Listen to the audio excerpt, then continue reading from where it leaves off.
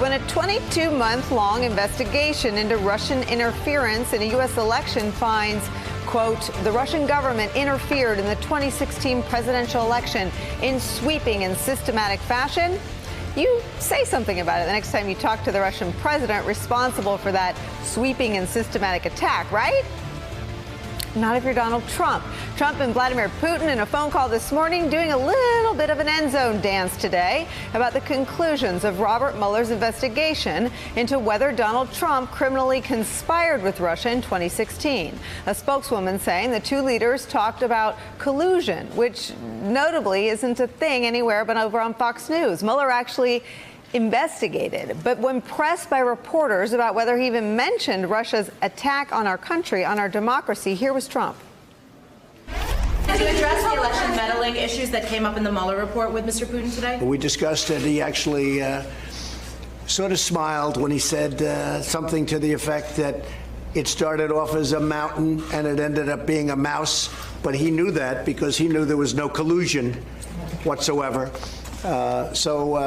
Pretty much that's what it was. Did you tell him not to meddle, Mr. President? Did you tell him not to meddle in the next election? Excuse me. I'm answering this question. You are very rude. So we had a good conversation about many different things, okay? Did you tell him not to meddle in the next election? We didn't discuss that. We didn't discuss that.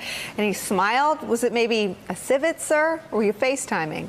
Another one of Mueller's more alarming findings that Trump apparently didn't get a chance to bring up, that Trump and Russia spent the 2016 election working toward a common goal, or as the Mueller report puts it, quote, the investigation established that the Russian government perceived it would benefit from a Trump presidency and worked to secure that outcome, and that the campaign expected it would benefit electorally from information stolen and released through Russian efforts. And Putin, well, he made it clear who he wanted to win.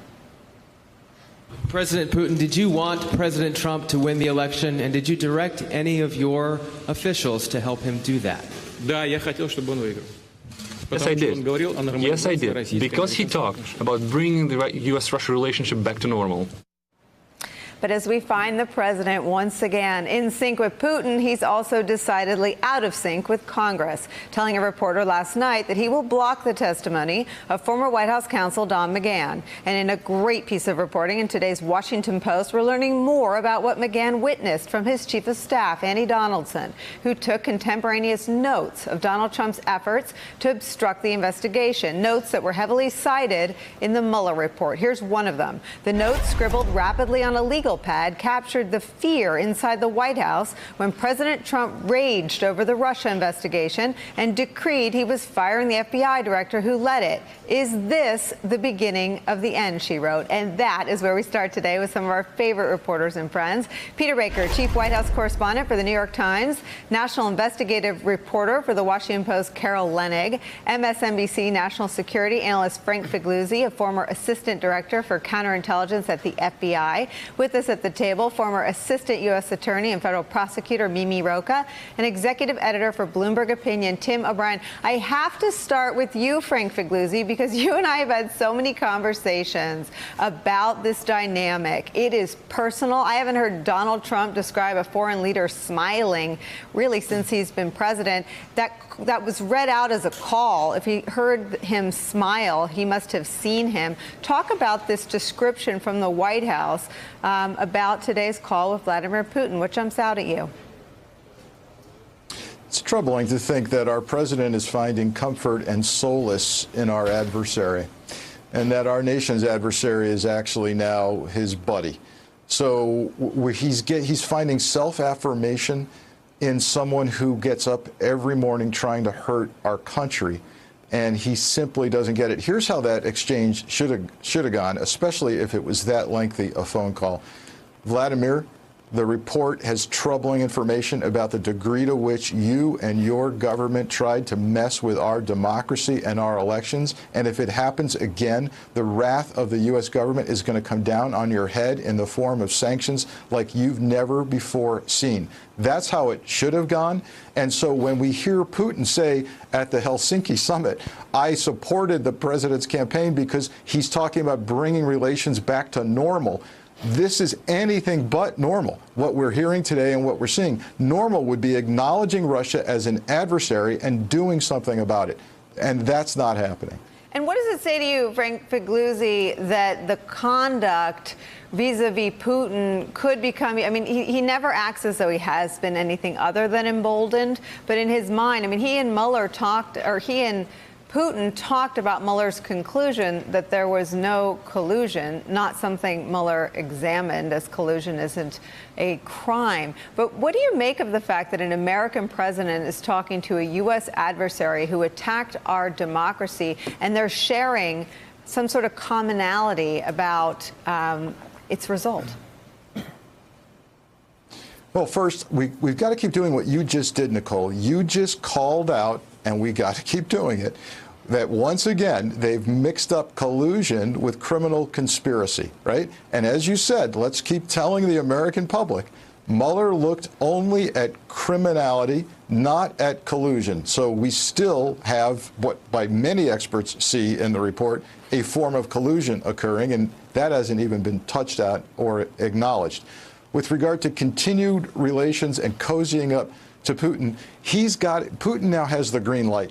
He simply has, like Michael Cohen described and others, the mob boss nodding the head, looking you in the eye. You know what you need to do, and the lack of pushing back by this government and by the president has got to be giving Putin the green light to do it again.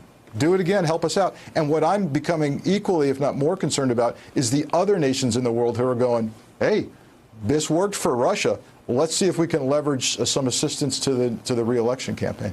Peter Baker, Frank Figliuzzi describing the president's comments today as a green light. He joins Rudy Giuliani and Jared Kushner, whose comments have alarmed former senior intelligence officials I've spoken to since the Mueller report came out, who thought that the opportunity for Trump was to say, I didn't commit any crimes, but I'm going to join Christopher Wray and others in protecting our democracy. Here are the comments from Giuliani and Kushner that raised eyebrows. There's nothing wrong with taking information from Russians. There's nothing wrong with taking information. It depends on where it came from. It depends on where it came from. Quite frankly, the whole thing's just a big distraction for the country. And you look at, what Russia did, buying some Facebook ads to try to sow dissent and do it, and it's a terrible thing. But I think the investigations and all of the speculation that's happened for the last 2 years has had a much harsher impact on our democracy than a couple of Facebook ads. So, Peter, that's the administration's position. The president doesn't raise this attack. Jared says, a couple of Facebook ads. And Rudy says, quote, there's nothing wrong with taking information from Russians.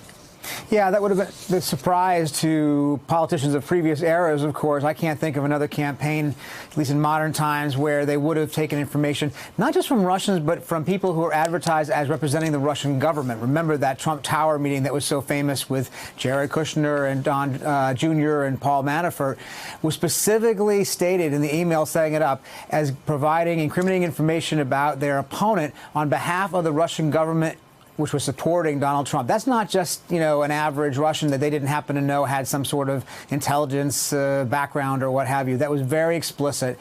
And they've never expressed much concern about that. It's always been sort of a brush off and, what's the big deal here? And that's part of the issue. It may not be a criminal conspiracy. What Robert Mueller is saying basically is he didn't find a very narrowly defined explanation of, agreement between the two. That didn't mean that the Trump campaign didn't benefit from Russia's help, but in fact, implicitly welcome it. It was, of course, Donald Trump who openly said out loud, please, Russia, go look for Hillary Clinton's emails. And 5 hours later, they did exactly that. You have to believe in a whole lot of coincidences. Carol Leonnig, he's also rowing in the opposite direction of his law enforcement officials. And I can't imagine what it's like to be Christopher Wray, who on the law enforcement side is the tip of the spear in trying to protect this country. Here he is talking about the threat Russia poses.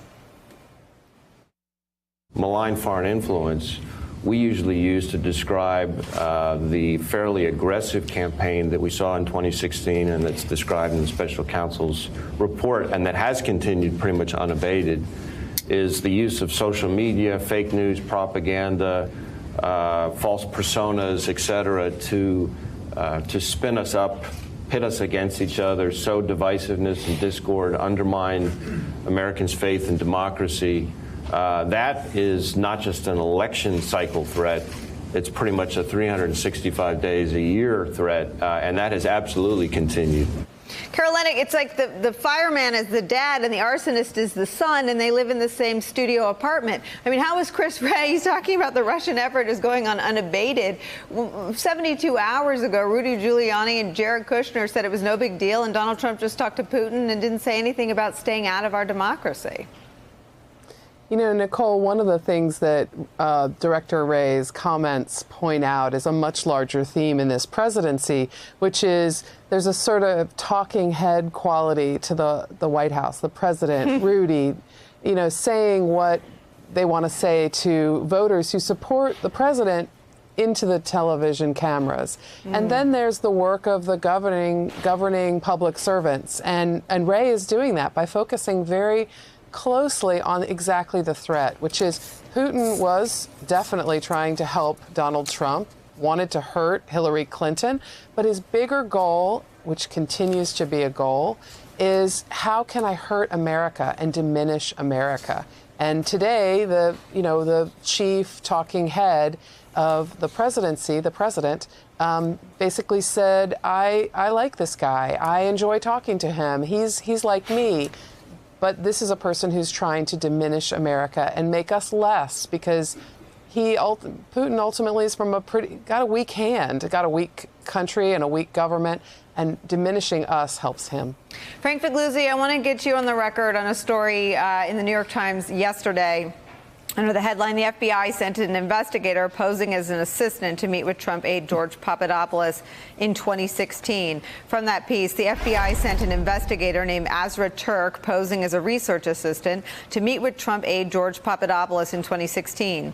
The decision to use Ms. Turk in the operation aimed at a presidential campaign official shows the level of alarm inside the FBI during a frantic period when the Bureau was trying to determine the scope of Russia's attempts to disrupt the 2016 election, but could also give ammunition to Mr. Trump and his allies for their spying claims. It would seem that the president and Jared Kushner and Rudy Giuliani continue to give law enforcement reason to be suspicious of how strongly they feel about protecting America from Russian attacks. Well, the president seems to have loved this report because he's tweeting about it and even suggested that they should get a Pulitzer Prize for it. But here's the reality, Nicole. What's described in this report is simply solid investigative work designed to further predicate and corroborate the intelligence you have. It happens in almost every counterintelligence investigation of any significance. You can do it by rules very early in a counterintelligence investigation because it's not invasive in the sense of, think about some of the other options. We had an Australian diplomat sitting down with Papadopoulos reporting back to us. Papadopoulos just said that Russia's offering dirt on Hillary Clinton. And what was the FBI to do with that? Make a public announcement and destroy a campaign? Go to Congress and brief them and risk that being leaked? No, they took the most prudent, quiet way of corroborating it, carving out the Australian diplomat so he didn't have to be a witness, getting rid of their longtime informant, Halpern, who was a very sensitive source. You don't want him seeing the light of day in court. You insert a professional, a counterintelligence agent or investigator who can go undercover, lay eyes on Papadopoulos and ask him point blank. That's how you do it. That's not spying. That's solid investigative work. It's also, Frank, all under investigation. Again, it's as you said, it's a heavily regulated, if you will, part of law enforcement, but it's also under scrutiny in an ongoing IG report. So if anything is there to be corrected or revealed, we'll find out about it in short order, right? Yep, bring it on. Let's get the guidelines in the rule book. Let's see what the Bureau did, and let's see if they violated any rules. All right, let me ask you, Tim O'Brien, you've covered Trump the longest, I think, out of all of us assembled. What does this full picture on Russia look like? Because there seems to be, they want us to believe a little too badly that no collusion is the end of the story. And the fact that Trump talked to Putin about it today makes that all the more suspicious. Why did they talk about that? And why was this explanation from the press secretary, well, they both knew all along they hadn't colluded? They weren't being investigated for collusion. Yeah, I don't think it's a complex answer. He tried to do business in Russia. He tried actively prior to the campaign, during the campaign, and if we were to believe Rudy Giuliani, up until Election Day, to get a project built in Moscow. But in years prior to that, Trump had money coming in and out of his business from Eastern Europe. So I think the answer in a lot of this is business relationships. Donald Trump does not have a sophisticated geopolitical understanding of the world. I think he'd have trouble locating most countries on a map. But he does have a reptilian interest in money. And he's had that since he was a teenager.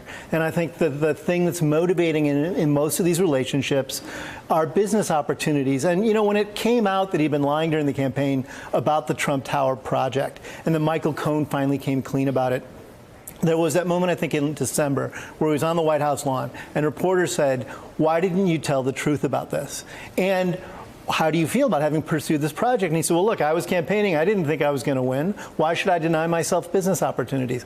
I think he feels now that the sort of cloak has been lifted from him and he can pursue deals or pursue these other relationships that have been toxic for a little while. I don't think he cares about that. He clearly doesn't because he hasn't acknowledged or really formally insulated himself from classic financial conflicts of interest while he's in the White House. Peter Brick, I've got to come back to you on that. Do you get the sense, or has any of your reporting revealed, if anyone at the White House wanted him to say something to Putin about the Mueller report, to say something that lined up at all with what Christopher Wray said about malign actors' efforts continuing unabated, accepting any of that Mueller report, which a few weeks ago said he thought fully and completely exonerated him? I mean, did anyone try to get him to say anything to Vladimir Putin about not meddling in our elections? Yeah, I think that we've seen that there's a lot of experience of people trying to get President Trump to say one thing or not say another thing with Vladimir Putin, only to be ignored. So, you know, if they did, that was probably a futile effort. Look, it was just a few days ago that the president's own pre-election campaign put out a video criticizing President Obama for not doing enough to call out the Russians on their election interference. Fair point. A lot of Obama people would actually agree that they probably should have done more.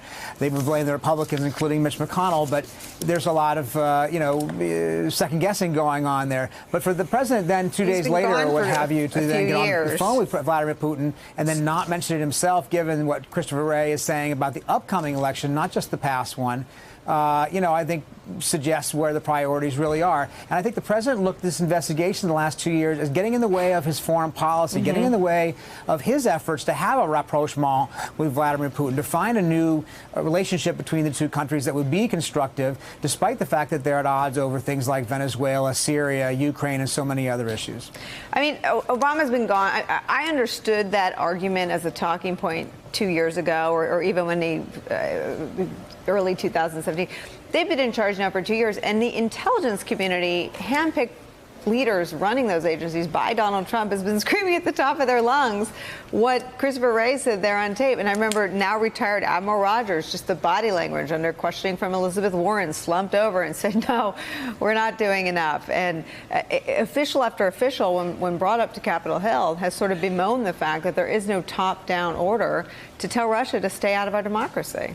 There's no order. There's no telling him, right? I mean, he's doing the opposite. As Frank said earlier, he's giving the green light. This phone call between Trump and Putin today reminded me of, what we would call when we were up on wires of criminals and listening to their conversations and they didn't know it, the get your story straight call, right?